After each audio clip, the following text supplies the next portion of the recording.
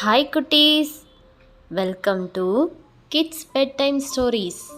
இன்றைக்கி நம்ம கேட்க போகிற கதை ஒரு சின்ன பையன் தருணோடது. தருண் ஒரு குறும்புக்கார குட்டி பையன். வழக்கம் போல் ஏப்ரல் மந்த் ஆனுவல் எக்ஸாம் முடிஞ்சு சம்மர் ஹாலிடேஸ் விட்டுட்டாங்க ஸ்கூலில். தருணுக்கு பயங்கர குஷி. ஏன்னா லீவில் ஜாலியாக விளையாடலான்னு அவன் பிளான் பண்ணியிருந்தான். தருண் சிட்டியில் ஸ்கூலில் படிச்சுட்டு இருந்தான். அவங்க பாட்டிலாம் கிராமத்தில் இருந்தாங்க. அதனால் அவங்க அம்மா என்ன நினச்சாங்கன்னா, பாட்டி வீட்டுக்கு இந்த சம்மர் ஹாலிடேஸ் தருணை அனுப்பி வைக்கலான்னு நினச்சாங்க. தருணுக்கும் அதை கேட்டு ஜாலியாக இருந்துச்சு.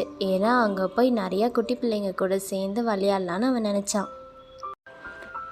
தருண் அவங்க பாட்டி வீட்டுக்கு போனதும் ரொம்ப ஜாலியாக அங்கேயும் இங்கேயும் ஓடி சந்தோஷமாக விளையாடிட்டு இருந்தான். ஆனால் தருண் பாட்டிக்கிட்ட எந்த பேச்சுமே கேட்கல.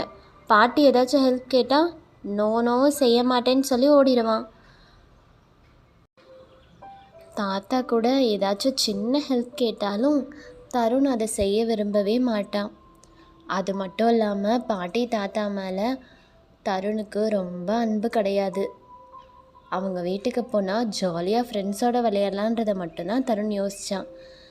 தாத்தா பாட்டிக்கிட்ட அன்பாக இருக்கவே தருணுக்கு தெரியல. தாத்தாக்கிட்டேயும் பாட்டிக்கிட்டேயும் எப்பவும் எதிர்த்து பேசுகிறதே தருணோட வேலை. தாத்தாவும் பாட்டியும் இவன் சின்ன பையன் மாறிடுவான் கொஞ்சம் வளர்ந்ததுன்னு சொல்லி விட்டுட்டாங்க அவனை. தருணோட பாட்டியும் தாத்தாவும் அவனை நல்லா பார்த்துக்கிட்டாங்க. தருண் என்ன ஆசைப்படுறானோ அதை தான் பாட்டி சமைச்சு கொடுப்பாங்க. தருண் கூட வாக்கிங் போகும்போது தாத்தா அவன் என்ன கேட்டாலும் வாங்கி கொடுப்பாங்க. அவனை ரொம்ப செல்லமாக பார்த்துக்கிட்டாங்க. ஆனாலும் தருணை மாற்றவே முடியலை.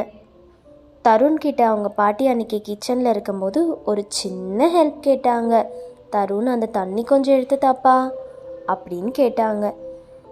பாட்டிக்கு தாகம் அதிகமாக இருந்ததுனால தண்ணி கேட்குறாங்கன்னு கூட தருண் யோசிக்காமல் உடனே ஓடி போயிட்டான் கிச்சனை விட்டு.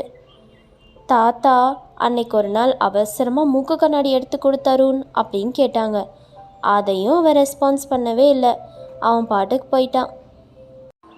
தாத்தாக்கும் பாட்டிக்கும் இது கஷ்டமாக தான் இருந்துச்சு. ஆனாலும் அவங்க தருண்கிட்ட எந்த கோவமும் படலை. எப்பவும் போல் தருண்கிட்ட அன்பாக தான் இருந்தாங்க. இப்படியே ஓடிட்டு இருந்துச்சு தருணோட ஹாலிடேஸ். ஒரு நாள் அவன் பக்கத்து வீட்டில் அந்த ஃப்ரெண்டை பார்க்கறதுக்காக போயிருந்தான். அப்போ அவன் ஃப்ரெண்டு சொன்னான், டேய் இன்னைக்கு வீட்டிலே உட்காந்து விளையாடலாண்டா, வெளியே ரொம்ப வெயில் அதிகமாக இருக்குது அப்படின்னு சொன்னான். சரின்னு சொல்லிட்டு 2 பேரும் வீட்டிலே இருந்த அன்றைக்கி விளையாடிட்டு இருந்தாங்க. அப்போ அவன் ஃப்ரெண்டு சொன்னான், தருண் இங்கே பார்த்தியா, இதுதான் என்னோடய தாத்தா பாட்டிடா அப்படின்னு சொல்லிட்டு அவன் ஃப்ரெண்டு அவனோட தாத்தா பாட்டியோட ஃபோட்டோவை அவன்கிட்ட காமிச்சான்.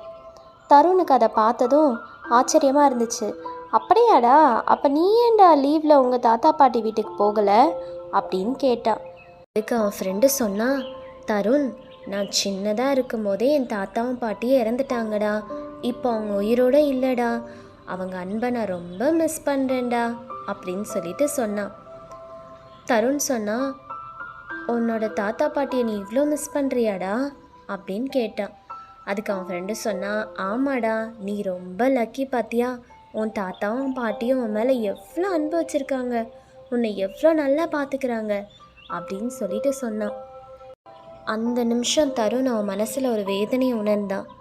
அவன் சொன்னான், டேய் நான் என் தாத்தா பாட்டிக்கிட்ட ரொம்ப கோவப்படுறேன்டா, எதிர்த்து பேசுகிறேன்டா அப்படின்னு சொல்லிட்டு சொன்னான்.